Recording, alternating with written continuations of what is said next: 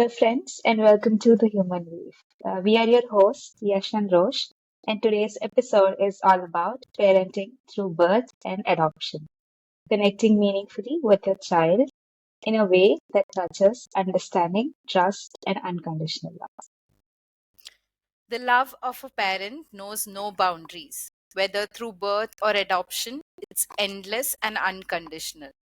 Being a biological and an adoptive mom myself, I truly do understand the spirit behind that statement. If you look at it, family is not always defined by genes, but by the love, the moments, and the conversations we share.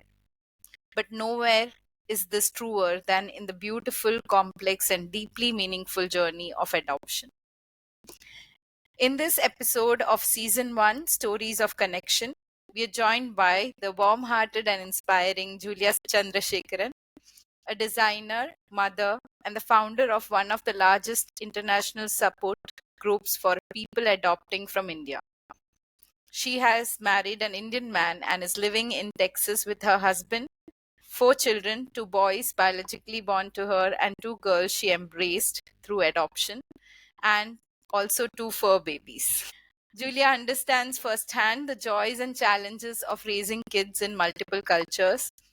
Through her work, she has built a strong and compassionate community, guiding families through the adoption journey and learning from the adoptee experience every step of the way. In today's episode, we'll talk about her journey as a mother, the emotional landscape of adoption, and how parents can build meaningful connections with their children, whether by birth or through adoption. Welcome to the Human Wave, Julia. Thank you so much for having me. I really like this idea and I can't wait to see what you guys do with it. Thank you so much for being here. We will step into our conversation with the basic question of being in the modern times, adoption is still surrounded by misconceptions and lack of understanding from different parts of the world. So, what do you have with that? I think there's always going to be misunderstandings and people have closed minds about what is a possibility of certain things. So I think that questions are always important. The more we talk, the more we understand, and then, our questions are answered, and then we just keep an open mind. I mean, there's always going to be people that don't think it's a good idea or have hesitations or things like that. I mean, I've been asked different questions from why would you want to adopt to why would you adopt a child that doesn't look like you, or why would you adopt from a different country? And sometimes I liken it to like, would you ask a heart surgeon why they're not working on the brain? No, you just know that that's where they were led to and you don't question it. So acceptance and open-mindedness is important, but communication and just keep talking about things and mutual respect is super important, and realizing that your path, it may be different than someone else's, and that's totally fine. If you don't want to do something, you don't have to, but let people do what they feel is right for them. That's why it is so important to hear perspectives of parents who have seen both, right? Birth and Yeah. adoption. Um, Yes. Yeah, and we're so lucky to be able to have experienced both, where, so many people aren't able to experience both. So it's nice to be able to have that perspective and share it with other people. yes, yes, absolutely. Let's begin with with your childhood. How are you as a child, and how was your relationship with your family members? Oh gosh. I think it was a pretty normal American upbringing. We were actually pretty poor. But we were a family of, mom and dad, and I had two brothers, and I would say we were pretty close. My father was a journalist and my mother was an educator. So education and communication and being open to other cultures was super huge. So I think that's one thing that definitely shaped my worldview, is that to both of our parents, it was really important to let's go experience and respect other cultures as much as possible. I mean, while other kids were like maybe going to like amusement parks, we were going to museums and things like that, or like, hey, there's an Ethiopian restaurant down the street. Let's go try that, and find out about that. So I grew up in Los Angeles, which is more of a melting pot than where I live now. And so that definitely shaped my perspective and my knowledge of the world. So yeah, I think that is something that probably is the biggest thing in my life where, a melting pot and people coming together is super important and it's just better. So it's something that we also recognize more when we traveled outside of India. In Mauritius, we have people from all over the world staying as expats and working here, and our children are growing up also in that environment of the melting pot, and it's beautiful to have no divisions in your head. And I see my children growing up like that. Can you take us back to the moment when you first considered adoption? What sparked that journey for you? Yeah, well, actually, it's my husband. It wasn't something that was really ever on my radar, to be honest. But my husband, growing up in Chennai, he always, from ever since he was little, was like, I'm going to adopt. And so that was always something he wanted to do. It wasn't told to him that that was a plausible thing, but he was determined that that was something that was his passion and that's something he really wanted to do. And so when we got married, it was brought up quite often and it was never pushed on me or anything like that. But in the beginning, I was kind of like, well, I don't know. It's never something I've thought about. It's never something I had a desire to do. And so, we're just like, well, let's have children first and see. And then eventually over time, it started to grow on me a lot. And the conversation kept coming up and eventually both of us just really wanted to do it. And it just seemed like the right time. And our boys are still pretty young, but we always included them in every conversation, wanted to make sure they were on board, and they were definitely on board. They were like, yeah, let's do it. Let's do it. So, and we were all, at the time we were very green. We didn't care, where we would adopt a child from. So we started through the foster system with the US and we took our boys to the first meeting that's required. And through that, they made it clear to us that wasn't a path that was going to be good for our family. So we're like, okay, we'll go for international adoption. And again, we were like, I mean, does it really matter where we get a child from? Now I'm more aware and educated about all these intricacies and all these, very important decisions and how they affect the child. But back then we were just like, we just want to adopt and we just, wherever there's a need, that's what we want to do. And so we started in Bulgaria because, it was more of a heartstring thing. Like the children look like our children. And we realized that it was because long ago, the untouchables from India came to Bulgaria and migrated with it and mixed with the gypsy culture there. And so like, oh, there's a reason they look like our kids. And then there was issues with that program. And then India opened up and our agency was like, well, one of you being Indian, it just makes more sense. And it'll be a streamlined process and all that stuff. Nothing ever is streamlined in reality. But yeah, so we went forward with that. And then, yeah, here we are with two adopted kids later. So two separate adoptions. So it's pretty crazy. So yeah, it was quite a few years, but definitely worth it, of course. Oh, Yeah. that's something interesting. I want to ask Roshni as well on what really sparked her decision of bringing in a girl child to her family. So I think I was pretty similar to Julia's husband. I thought about it the very first time. I remember I was having a conversation with my mom, and very randomly I said, I think I want to adopt. I don't know if I'll get married, but I certainly want to adopt a girl child. And my mom always thought I had these very radical ideas, and she wished I didn't express them or hold them. But she just pushed it off, saying that you're too young. We'll see when you are old enough if you still have that. But I think I held on to it. And I think it started off with the thing that I understood the value of having parents. And my parents were there to love me, provide me with everything. And the only part I did not get is the emotional understanding as a child. I was very different from the way they thought of the world. My views were very different, and I felt lonely with that particular part of me. And I felt that just having not having that part makes me feel this much pain. It made me imagine what happens to kids who don't have parents. So none of those needs are met, right? I think that is the first time that made me think towards it. I did not know anything about it. I just simply imagined it to be something where we saw in Bollywood movies: go look at a child, pick it up, and you love it for the rest of your life. So quick and easy. This conversation makes me question how easy or how difficult do you think now that you've gone through both of you?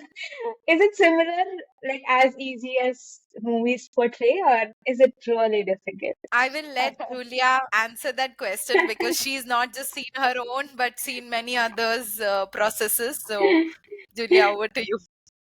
I've seen at this point I've seen thousands of processes with just India. Um, yeah, it's not easy, of course, and it's never quick enough, right? It's never easy enough for somebody that's waiting to meet their child, and then once they know who their child is, and bring it home. So the process, even if it was faster and more streamlined, it would never be easy, right? Because there's this Mm, emotional attachment and the fear of the unknown and what's happening with that child right now. And I'm not there to hold that child. I'm not there to help that child. Even if the child is in a great place, which there are a lot of great places. And I really appreciate and respect the people that work at Kara in India because a lot of them really do care and a lot of them are really trying to make it faster and they've made great strides in the last years. Um, because in the past, in 2015, when it reopened, before then, the thought was an adoption should take 3 years. Well, why should it take 3 years? That's insane to me. So it's gotten a lot better, and there's always going to be people that complain that it hasn't. Um, but really, it's the emotional toll, right? I mean, paperwork and money and all the hoops you have to jump through can be done. Anybody can do it, right? It's just the mm, emotional drain that happens. But at least in that time, I do think that it shouldn't be so fast as people want it to be because in that time you can really think with your loved ones and have conversations. You can research, you can do parenting classes. That all that those things are necessary. That if it was super streamlined, like the movies, like go pick up a child, you would not be prepared. You would not be ready, and that would really be a disservice to you and the child. So, and as much as everyone wants to be like, don't give me that child, go give me that child, I want to do it right now. It's not bad in a sense that it takes a while. It's never as fast as we want it to be. I think I agree with that point so much that waiting period does prepare you. It really tests your conviction, but definitely not for people who think it would be easy and it's I'm doing some very good thing today and going and adopting. No, it tests you in every way. It takes you through emotions you didn't know you're going to face just because you want to adopt. It makes you feel who is your real friend, who is not. And the paperwork, absolutely. I wish it was not this long because for me, from the beginning to end, it took 5 years. That's too long. I agree. And the fear of not knowing for sure if it'll happen or not in the end, because inter-country is, again, I am an Indian citizen, but I'm living in Mauritius and adopting from India. That complicated things more. And there was always a fear that you're at the mercy of the officer who sits there, to control your profile. The good thing is they have streamlined certain processes, like we were talking about. You don't just walk into an agency and pick up a child. Everything's online. They study your records. They have substantial homework done about you as a family, and they talk to neighbors and things like that does happen, which is very good for the child. Yeah, but it does test you immensely. And I think, but testing is a good thing for two reasons. One, your conviction with the process of adoption, And also, parenting itself is not an easy thing. So I think it prepares you before you actually, even if you don't have a biological child, like it prepares you to become a parent, the patience. Yes. And even you might even appreciate it more. Like I've struggled so much for this child, right? And it that should never be placed on the child, of course, but in your mind, you know that like I've waited so long for this. Like if I can get through this, I can get through other issues that we may have to deal with or tackle when something comes up. So yeah. But I definitely think one of the main things is like because I've seen it too often where maybe one parent isn't 100% and the other one is. It really gives you a lot of time to have those conversations. And um, I really encourage parents to really, really do have those conversations because it's not going to work out the way you want it to if you both aren't on board and your other children as well, right? So yeah, and have strategies in place in case other outside family members or friends have something to say that's not positive or anything like that. So, yeah. Yeah, definitely a lot of research. And in some cultures, like in India, we do have that. To get immediate family members on board is also such a issue that you have to first be prepared to answer them. If you are confident, I think, and I don't blame them, because probably in another 10, 20 years, things would be drastically different. People would be more accepting of the whole thing. But from where our parents came from, it's difficult for them to imagine something like this. So you have to know well enough to tell them, I've got this, and things are going to be, I don't know if it's going to be easy or tough, but it is going to be the same. Like if I'm having a biological child, I don't know what's coming for me, right? It's pretty same, I would say, in that aspect. Yeah. Yeah, absolutely. I understand there is a process which is quite streamlined, but I want to touch the part of emotional process. So what do you believe is the key of forming that deep bond with the child that you're adopting? Right. And then that's like a question that comes up a lot from outsiders and from, yourself when you decide to adopt. I mean, it's perfectly natural to be like, this is not my child that I birthed. Will I feel the same or will I have a connection? What if? And that's very human. And it's important to ask that question because it shows that you're human. It shows that you ultimately care. If you didn't have those questions, I would question that. That would be odd in my opinion. And really it's interesting. And until you go through it, I don't think you can completely understand because you have all these thoughts and these fears and all these hopes and these stories in your head about what's going to happen. But once you see that picture of that child and you're like, this is my child, there is that immediate connection. It is incredible. It's just like, okay, this is my child. What do we need to make sure the child is okay until I get there? And you just start planning and there is that connection. Oh, the child doesn't look like me. Who cares? The child none of my children look exactly like me anyway.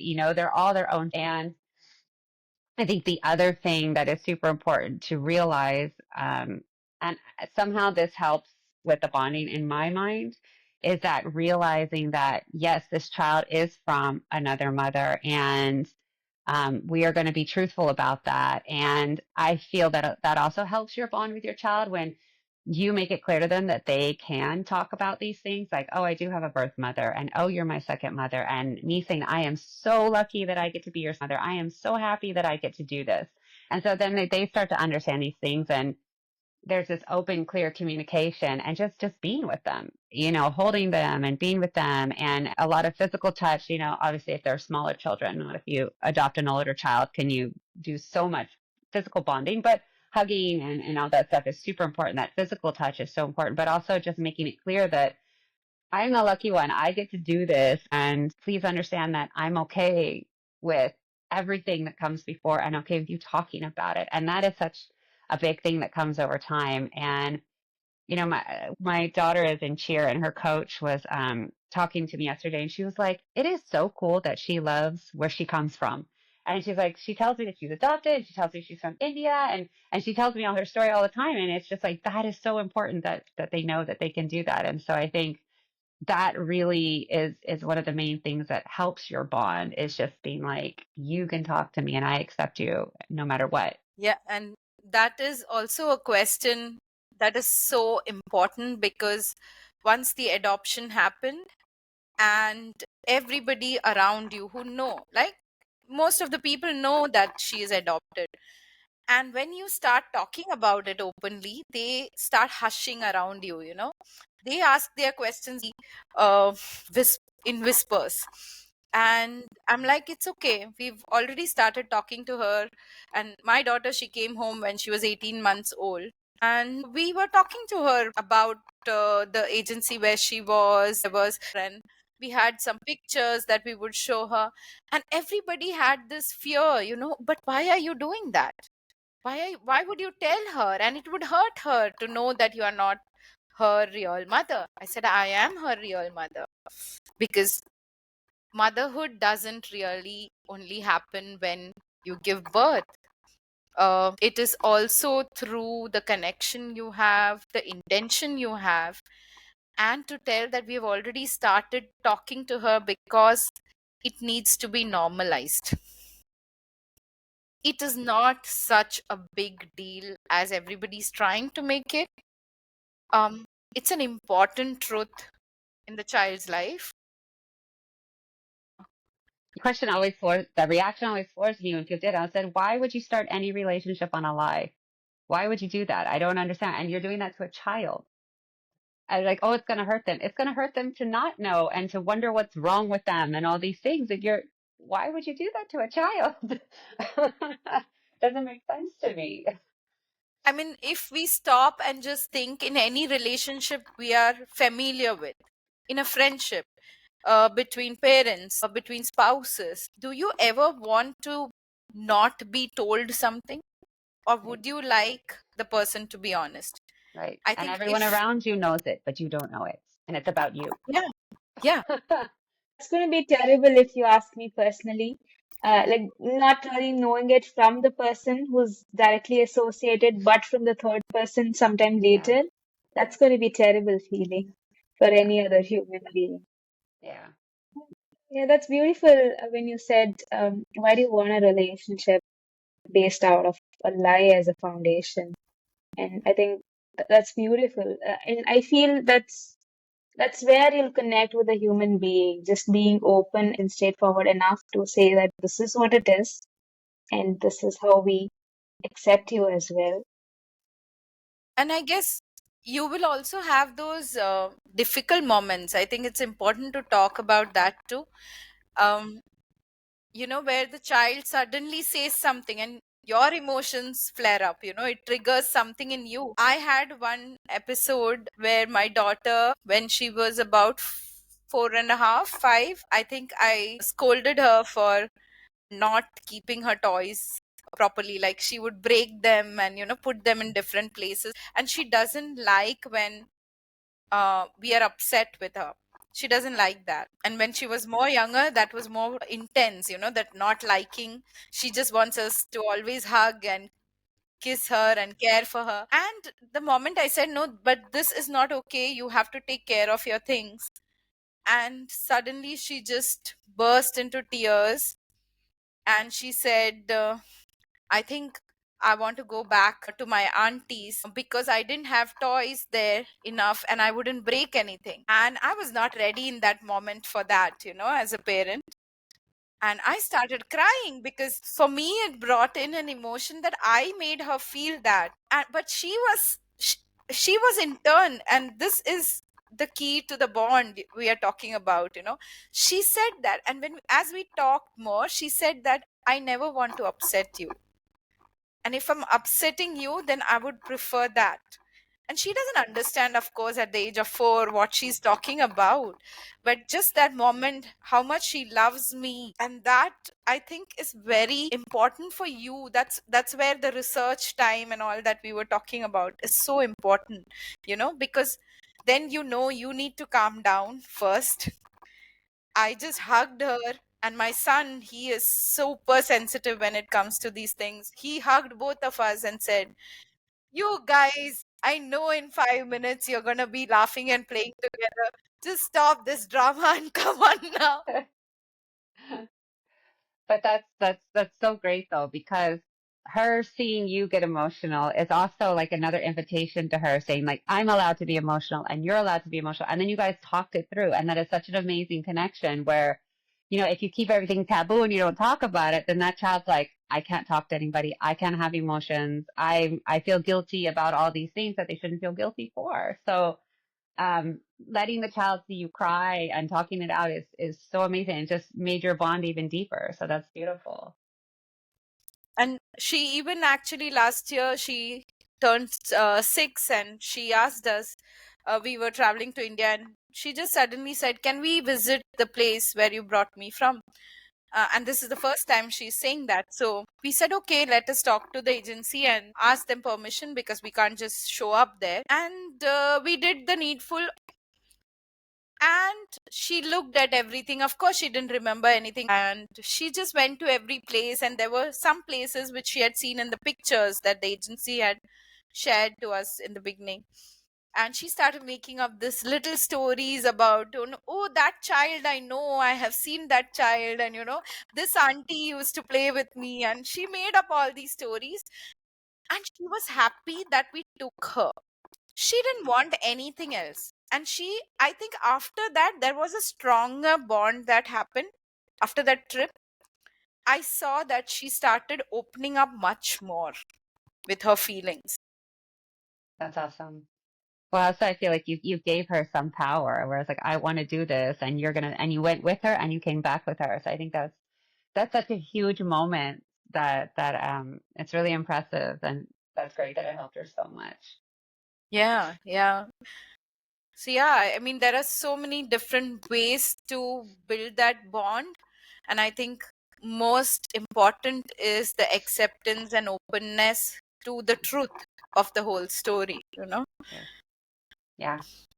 And not being afraid to be raw with your emotions, and just letting them be raw, because that's the thing with any of our children. Like, we can say something, but they're gonna pay attention to what we actually do, right? And so the modeling is so important. Even because some people are like, oh, don't let you see your kids cry that you're upset about the adoption. I'm like, no, let them see you have emotions, that it's okay to have emotions, right? And then you talk about it, and so that's super important. So yeah, that just deepens your bond, and allows them to have other relationships with other people as well. Yeah, it's a whole new perspective for me. I'm just thinking my own childhood. They would always say, "Oh, you're adopted. You're from the dust Oh, twins," something like that. So I was just thinking about that perspective of how people not normalize it in a way where it's a good thing, but more of creating that misconception or creating that uh, perspective, yeah, stereotype of it's a bad thing.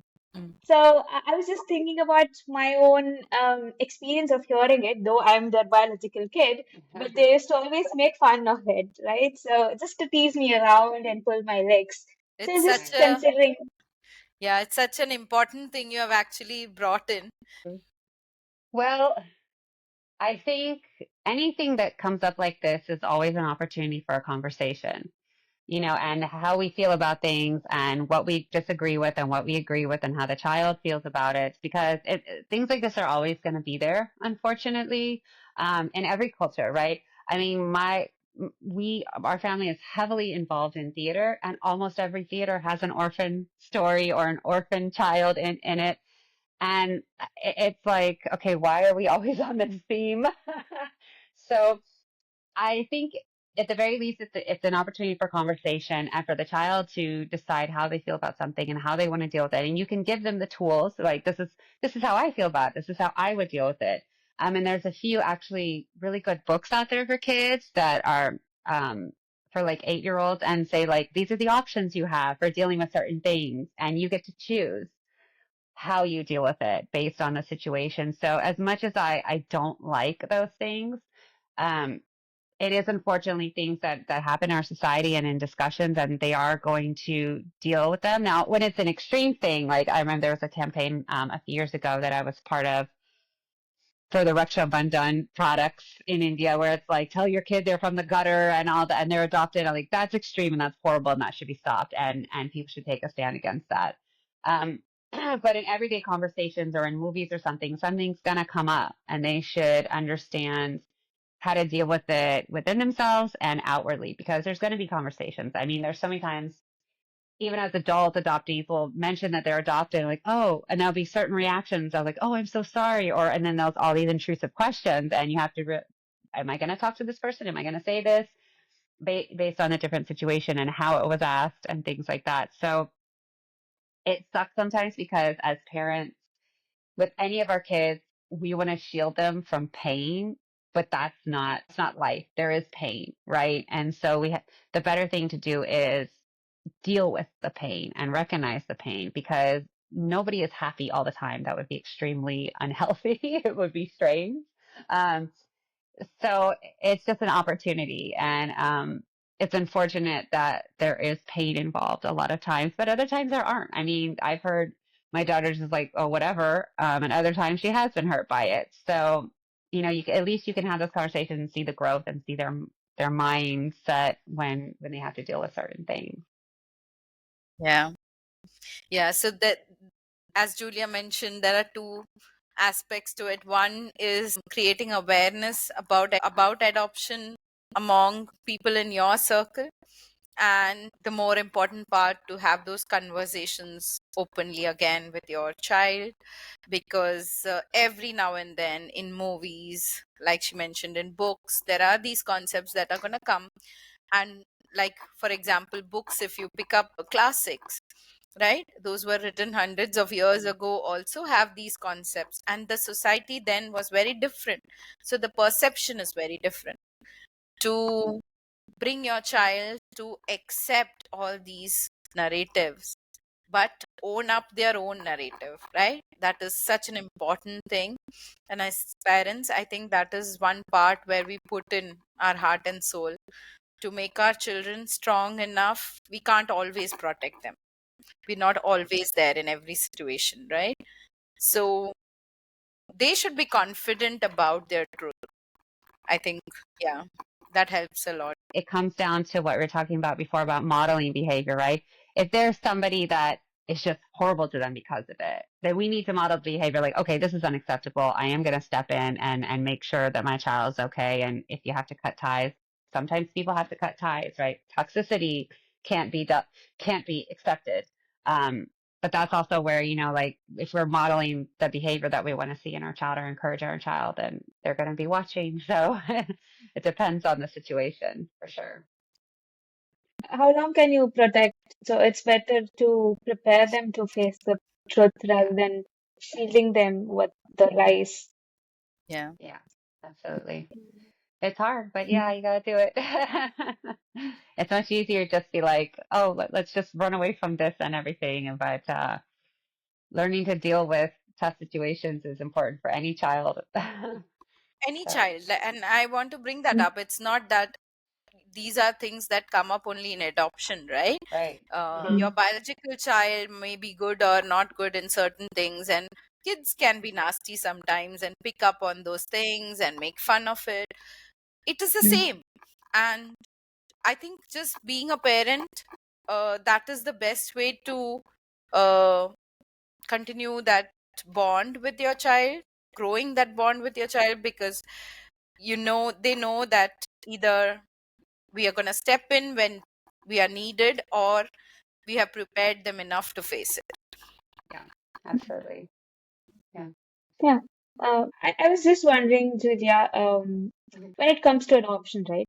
People generally think in society that you go for adoption when you're biologically having difficulties to have one. So, what do you have to say? Because I've seen people think only about adoption in such cases. Right. I mean, yeah, there's a lot of people that think adoption should be a last resort for the Mm, parents. And I firmly mm, believe it should be a last resort for the child, because I think it needs to be child centered and what's best for that child.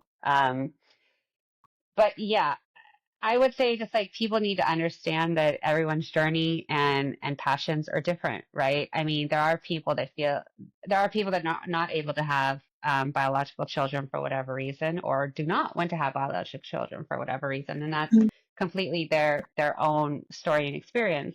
And then there's people that choose to adopt after, and it just goes back to the whole thing. Is just like it's somebody else's passion, it's somebody else's decision, and why does it matter? Mm, What matters most is that child getting what they need? Is this the best situation for the child? And once we do make sure that that's the case, then the best things will happen. I mean, I know there's a lot of savior complex and things like this where you need to save the mm, children, everything like that. To me, that is the incorrect mindset, and then it's not mm, really what adoption is about.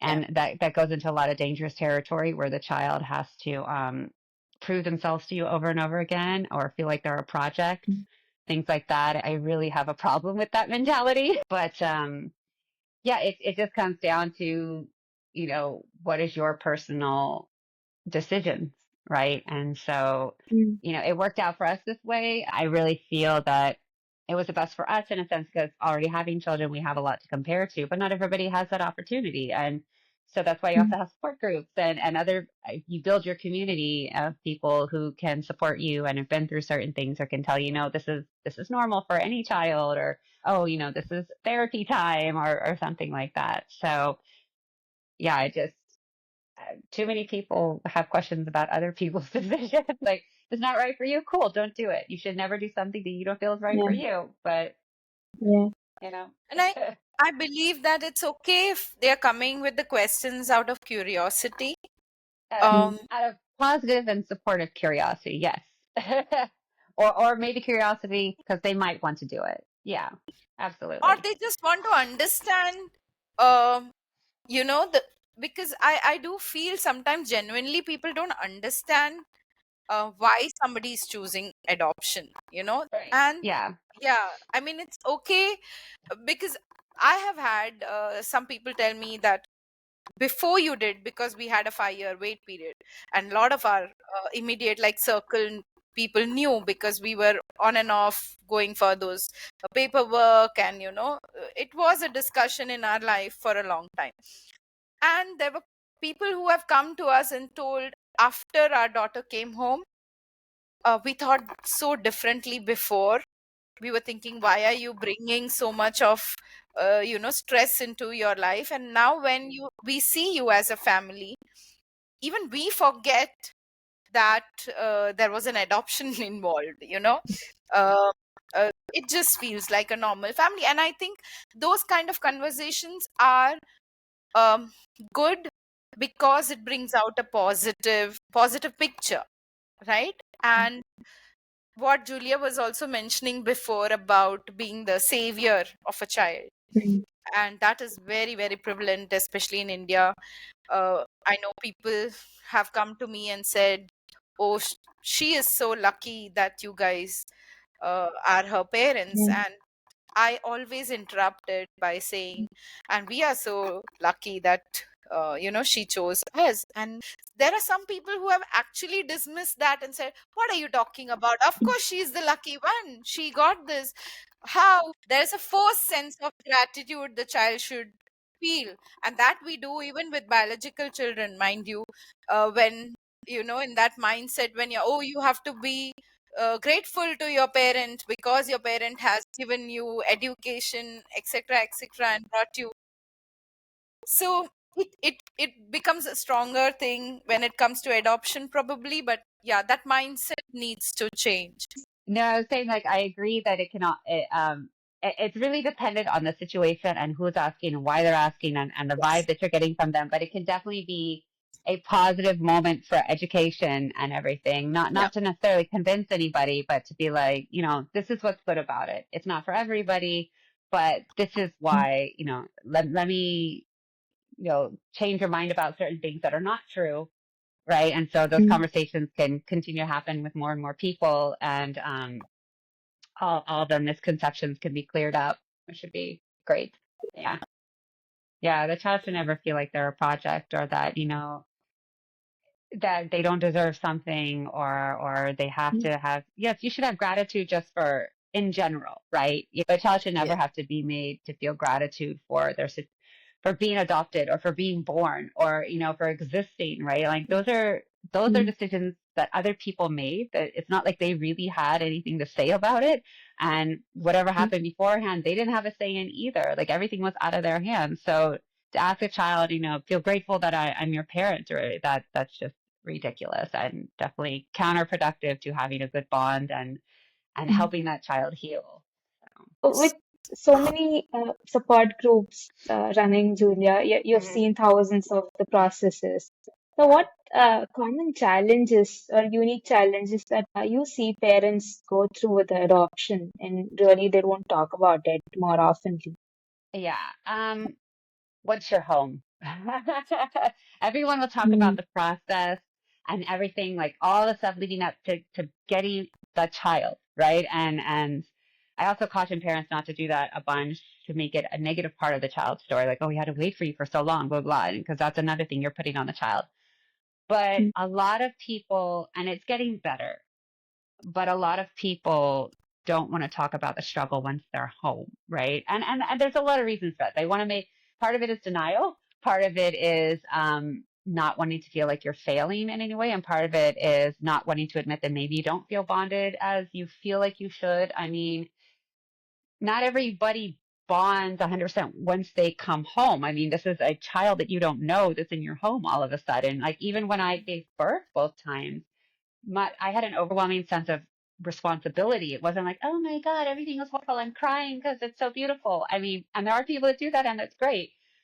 But I felt the same with all four of my kids. There's this responsibility, like, what do I do now? Because it's the biggest responsibility of your life, and you're affecting another person.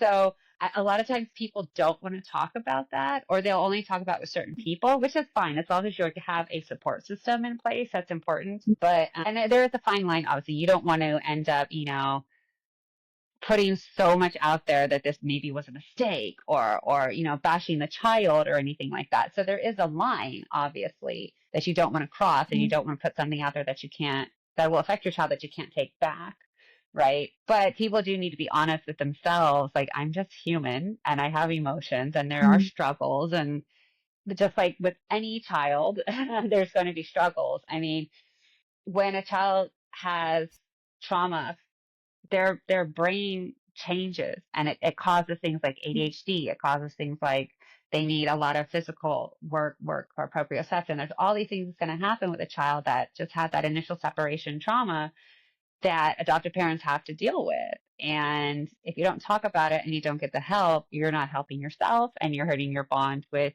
everybody in your immediate family. So I think that's the biggest thing, is not talking about or getting enough help. Thinking, I can do it myself. It's fine. I'll deal with it. I'll deal with it. I'll deal with it. But you've never dealt with it before. So talk to people that mm, have. Talk to experts, therapists, doctors, all those things. And they're there for a reason, because it is hard.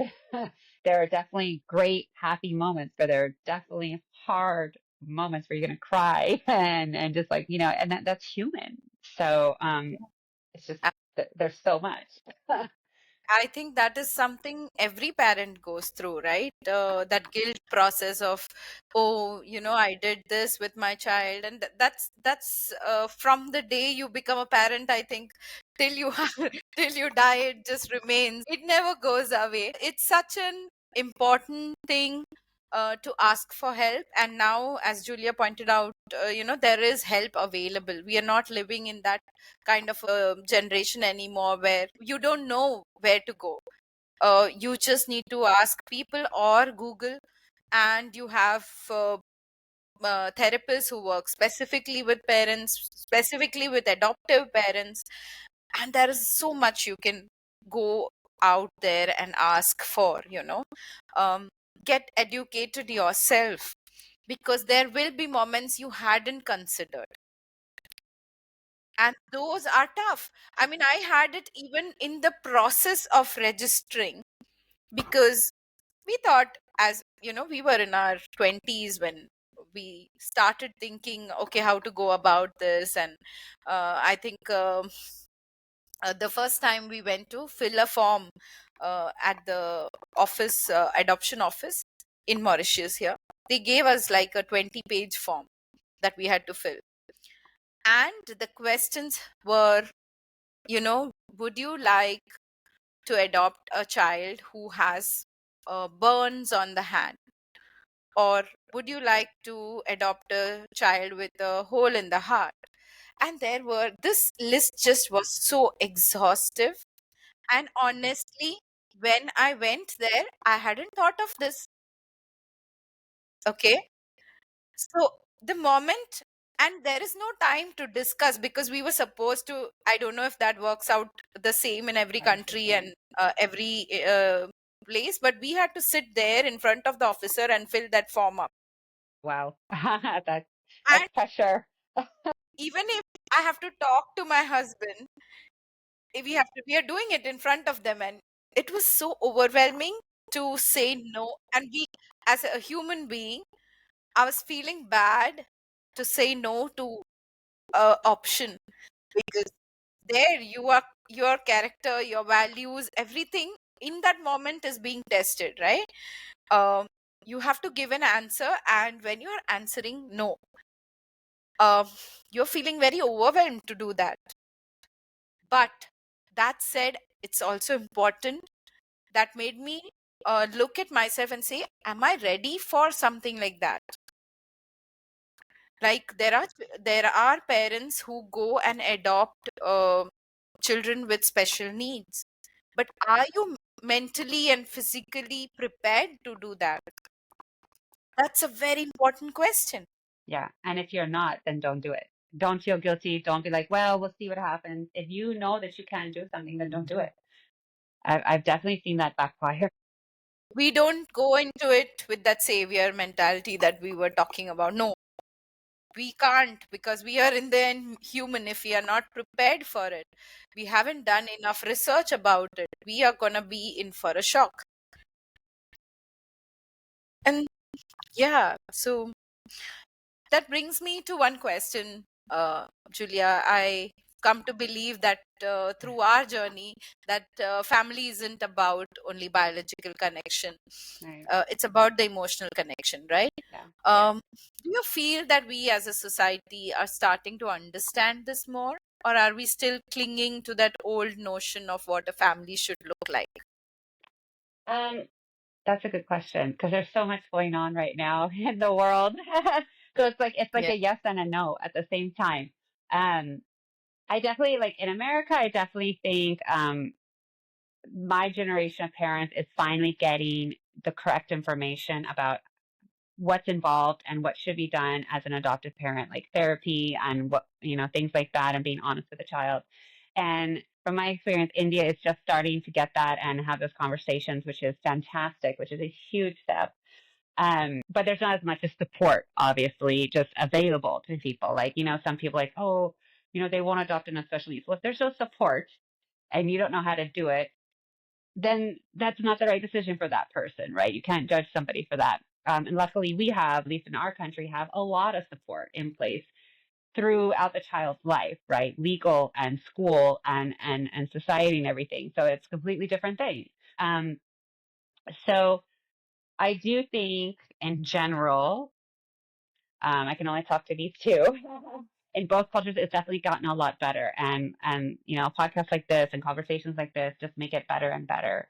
Um, but also what's going on in the world outside, with division and political and everything like that. I think that's something that attacks it as well, um, especially when it's families that are blended through different races and cultures and international families.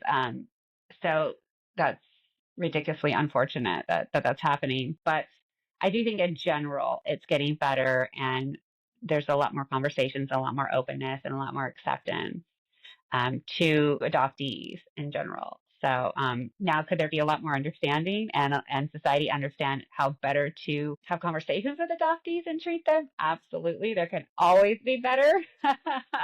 And I don't know if we'll ever get to a place where every adoptee feels comfortable in conversations and feels that they were treated properly by everyone.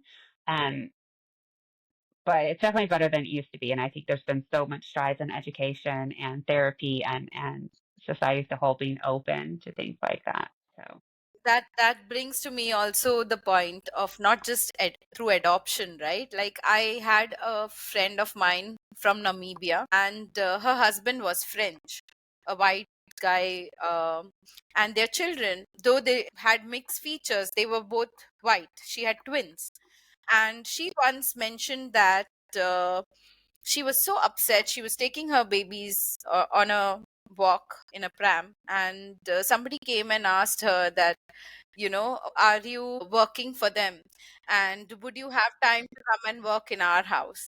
And she was so upset because they assumed that they are not her children.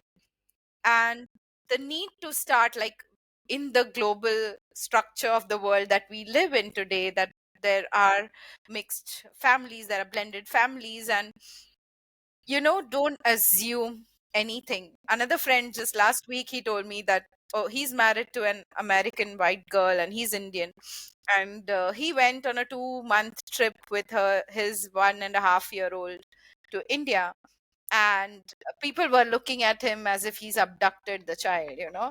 Everybody has these suspicious look. So the reality around us is definitely changing. I think the same, that there's a mixed reaction. There are people who are seeing this and saying, oh, they correct how they were previously thinking and are ready to open their mind to something new. But yeah.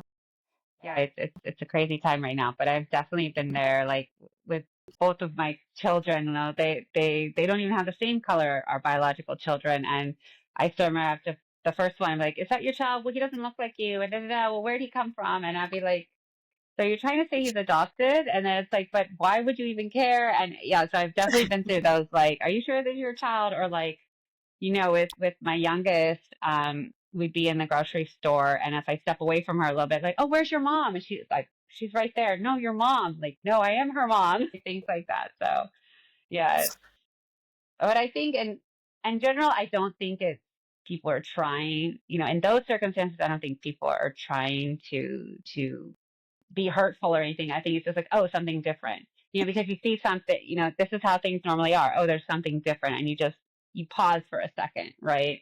Um, but there's definitely people that are worse than that. And there always will be, unfortunately.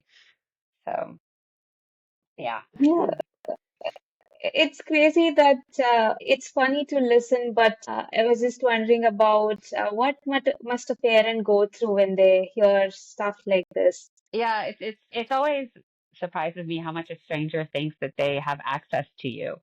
Like, why do you think you can ask me these questions if it's in that kind of tone, especially if it's just like, oh, your family looks splendid like mine. Oh, okay. So that's like a nice, like, hey, maybe we could be friends or something. But when somebody is like, is that child adopted? Like, I've literally had that. Like, is that child adopted? Like, what makes you think that that's okay to talk in front of a child? Or I've had people ask in front of her, are you going to tell her? I'm like, if I wasn't, you just did, but obviously she knows. I mean, like, it's just like, it's amazing to me because yeah, it's hurtful to me, but then that's that whole other layer of like, how's this going to affect my child? What do I need to do to fix it? Or, you want to take that pain away, or do we have a conversation? And sometimes it's so fast that you may not have a conversation. Right? Oh, I don't think they noticed, or they're a certain age where they wouldn't have noticed or anything. But it's just another layer of complexity that you have to be prepared for. You can never be 100% prepared because I've had some people say things and you're just like, what?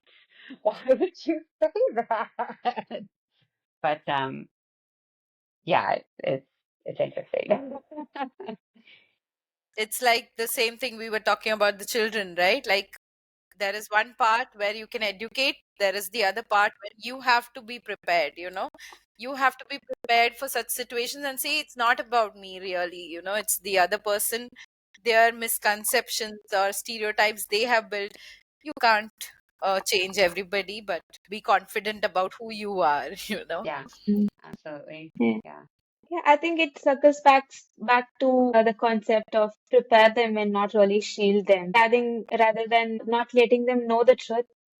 let Yeah. them know the truth and be more informed with such situations where they know how to handle their own emotions as well to such Yeah. situations and the responses. Yeah, So, absolutely. Yeah. Julia, if you could change one thing about this society and how it works, about the perception of adoption, what would it be? I think a major thing is that people don't realize that adoptees grow up and they're not little children anymore. And, so a lot of times people, when the kids are young, they will put way too much out there about their child's story, whether it's through social media or through talking and things like that, not realizing that this child's going to grow up and what you just put out there is out there forever. And that affects the child the most, right? And I've heard adoptees say this so many times, like, I grow up, I process, I hear things, I see things. So, as society as a whole, I think we, as long as we keep improving and keep growing and keep opening our minds and realizing what we say can be hurtful, how can we rephrase something or something like that, and just be more open to listening to other people's experiences and letting that shape our perspectives. I think that would be great. And I think for the most part, most people can do that. And I think for the most part, there is good in our society that hopefully will prevail over things that aren't. Um, but I think that's a big one that people need to realize that adoptees don't stay little kids, and you can't always talk about them or for them all the time. And that's a huge one that as a parent you have to really prepare yourself to before the child even comes home. Like, what is right for me to say? What is right for me to share? So yeah, I think that's really important because it's so easy to just get in conversations with people and not mean to say certain things. I mean, that's very innocent, but we have to be aware of acting like we're saviors and all these things. And, oh, my child did all these horrible things because they're adopted or whatever, putting all these perceptions out there that is completely unfair because that child doesn't have a chance to respond or right those Mm. wrongs or say their side of the story, and then all the stuff is already out there, and that's just so unfair. Julia, if I could ask you, what's a transformative experience that you have had in your journey of being a mother, both to your biological kids and your adopted girls? That's a good question. I don't know. That's um, you know, um, I think it's just the realization that it does change you and your whole purpose changes, because before I had kids, I was like, I got to get this degree and then I want to work in an agency and then I want to do this, I want to do that. And the first time I got pregnant, I had only been in my new job for a few months.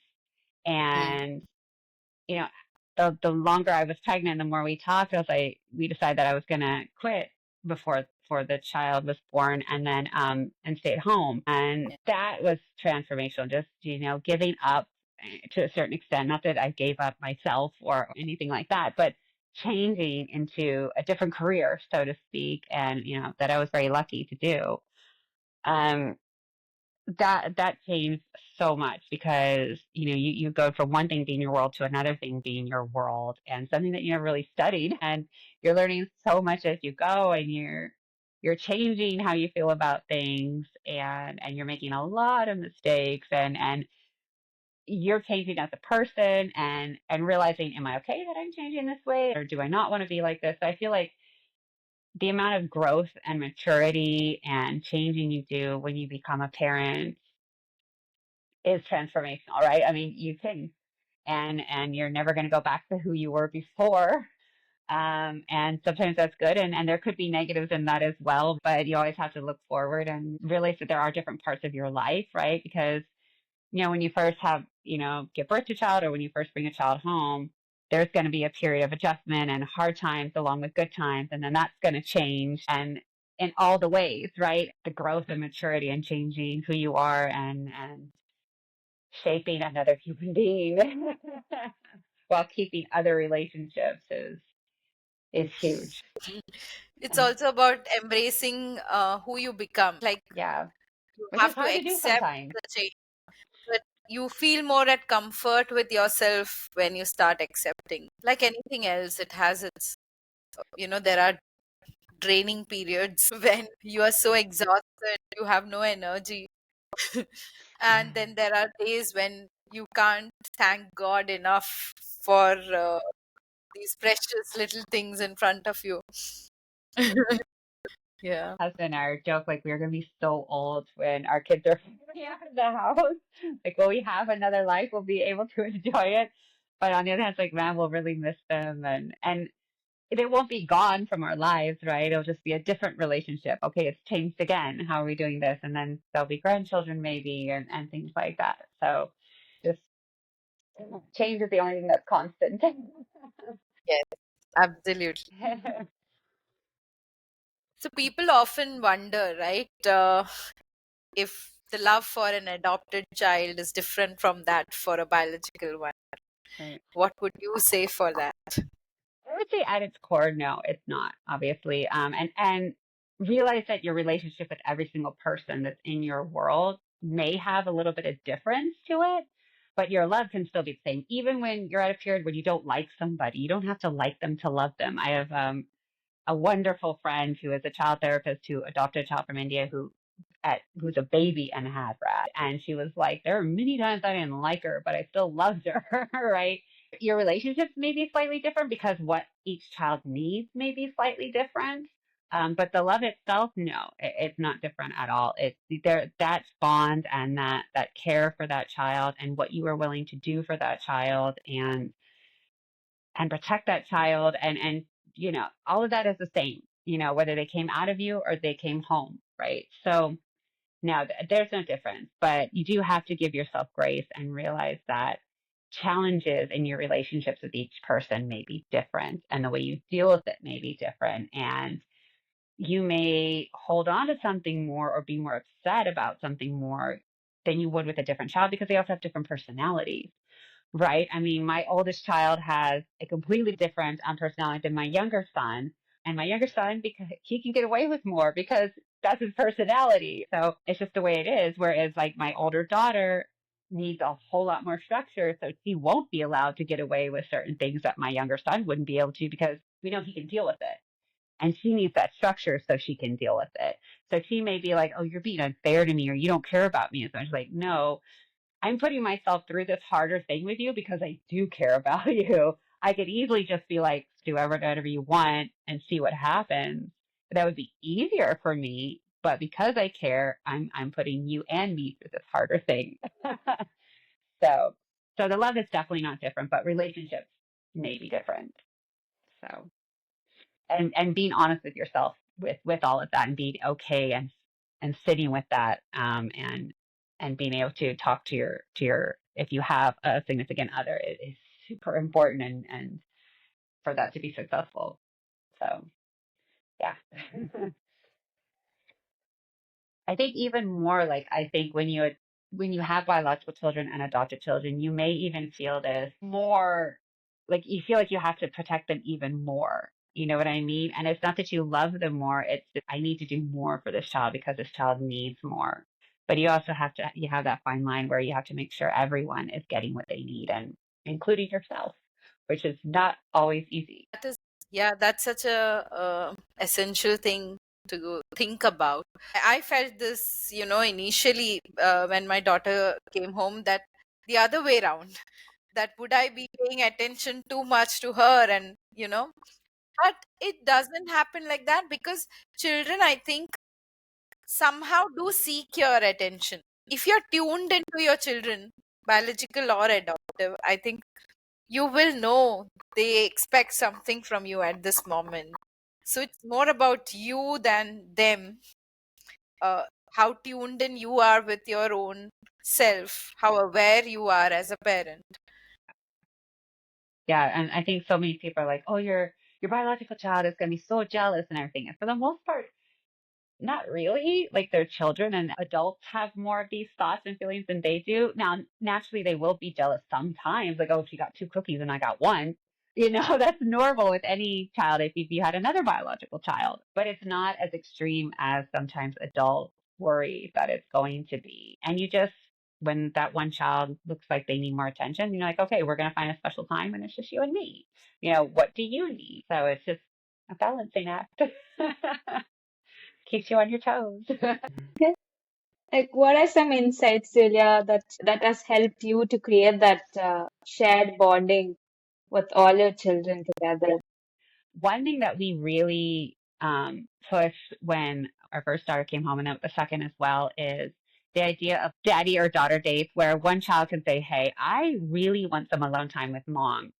Can mom and I go do something? And we would make a point of like, okay, you and I are going to go do something that you want to do. Or I would take one of them out of school and have lunch with them. Or I would take two of them out of school and have lunch with them just to feel like, I see you. I'm spending time with you. You're just as important as you ever were. But then also coming together a little bit later and all of us doing something together where it's just like, see, everyone is together. Everyone is expected to treat each other well and work through things. The dining table conversations, where there's a moment in every day where everyone's together and everyone's talking about it. But you're allowed to say something like, this really bothered me, or, I'm feeling this way about this, or I'm concerned about this. And so the most important thing for any child is to know that they can come to their parents and they're not going to be judged. They may be told, because of that you did this, this is a consequence, whether it's a positive or a negative consequence. But they should be able to come to you with anything. And I do feel that we've been successful to a certain extent with that, especially, as our kids are teenagers. My boys tell me so much, maybe too much, about like their dating lives or things that are going on. I'm like, wow, okay, you told me that. All right. But it's just like sometimes my son will be like, you're like my therapist, and then I like my friend's therapist, where all my friends will tell me their problems. I'm like, that's such a great position to be in. Obviously, if there's real therapy that's needed, obviously you have to do that. You can't be everything. But the fact that that relationship is like that is so important. So I just feel like really making time for each child and your spouse as well, because if you don't, that really can affect your relationship with them. It's super important. We didn't used to do this, but then we realized we needed it. We're like, okay, we need to have a date night every other week. We need to, and we never did that before. But then times were getting so hard for a while there that we were like, no, we need to be together and spend some time together. So that's super important. Just be able to step out of your house and reconnect with your loved one and everything. So I think that's just the most important thing is reconnecting and taking time, because every kid at some point feels like they're left out or they're not getting enough. And it doesn't have to be something big. It could be lunch after school. It could be big. It can be small. It's just depending on what you can do and what's important at the time. Julia, what have your children, taught you about love and family? That's a great question. I think they've taught me that things are never black and white. I think they've taught me that, again, even if you don't like somebody in the moment, you still love them. And things can always be repaired as long as the parties are willing to let it be repaired. They've taught me to learn to let some things go and not fixate on some things. Um, which is kind of hard for me. I tend to be a perfectionist and like, okay, life is messy and life is not perfect. And it's good that things are not perfect.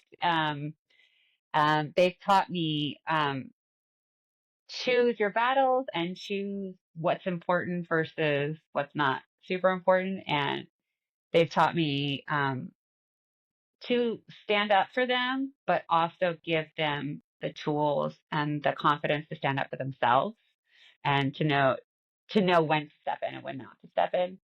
Um, and then just like now, as I become teenagers, they've taught me that they're such great humans. Oh my gosh, we can have great relationships with them. I mean, I may get annoyed with them for not cleaning their room or something like that, or staying out longer than I wish they would have. Um, but ultimately, they're fascinating people, and I'm so lucky to have all four of them in my life, and so lucky to have good relationships with them, and to cherish that, because they're going to move on and we'll still have a good relationship, but we won't be around each other very often, and to see what relationships are most important and what relationships are not as important, right? Like my kids are always going to be there. I may have a friend that I only see once a year, right? But my kids are always going to be there. Yeah, that's beautiful. Um, uh, for our listeners who are considering to adopt, but are very unsure, Julia, what words of encouragement you have for them? I definitely think if you feel like it's your passion, then you should go for it. You should do all the research and make sure that, if you're a single parent, then you're going to have that support system. And if you don't, what are you going to do? But if you have a spouse, then make sure both really want to do it, because that really has to be the case. But I feel like, you can get through paperwork, you can get through waiting. If it's something you really want to do, it's going to be great. There's going to be hard times as with anything that's important to do. But if you have the right support system, you can get through anything. So if there's something that you're passionate about, and you do soul searching, and it's for the right reasons, then you should just go for it. Just do it. You can always make more money. You can always do other things that are on your list. But if this is something you really want to do, then go for it. So Julia, I can't tell you how meaningful this conversation thank is you. for me Thanks. personally. With these kind of conversations, the perspective that I gain is deeply meaningful. Thank you for sharing your heart with us today, Julia. Thank you so much Uh, for having me. uh, I'm sure this will inspire many and for them to reflect on this power of unconditional parental love and the importance of acceptance and Yeah. openness of being a parent. Thank you so much. This is really beautiful. Thank you so much. And thank you for having this conversation with me. I really appreciate being on. And it's so nice to hear other people's perspectives and further the conversation. So I really appreciate that. Friends, if you have been listening to this episode with Julia, we hope it has encouraged you to reflect on the true essence of family, love, and belonging. Adoption, whether through biology or choice, challenges us to reconsider the definitions of family and connection. It's a reminder that love isn't limited to blood ties, it's about emotional bonds, shared experiences, and unconditional support. As you listen, we invite you to think about your own perceptions of family and how you can foster empathy and understanding in your relationships. Here are some reflective questions to help you dig deeper into the power of family, adoption, and creating lasting connections. Whether you are an adoptive parent, part of a family, or someone seeking to build deeper connections, these questions will guide you in cultivating love, belonging, and empathy. What does family truly mean to you? How do you define love and belonging? How important is the value of truth and unconditional love in a family? How do you talk about adoption? Are your words and perceptions shaped by stereotypes or by real stories? When you encounter an adoptive parent or an adoptive child, how can you create empathy within yourself while dealing with your perceptions or stereotypes about adoption? As we reflect on these questions, I invite you to sit with your answers and think about the people in your life. People who are parents, new parents, people facing tough situations, people who have adopted, and reflect on channelizing your sensitivities as you interact with people around you. We hope these reflective questions help you connect, reflect, and grow on your own journey.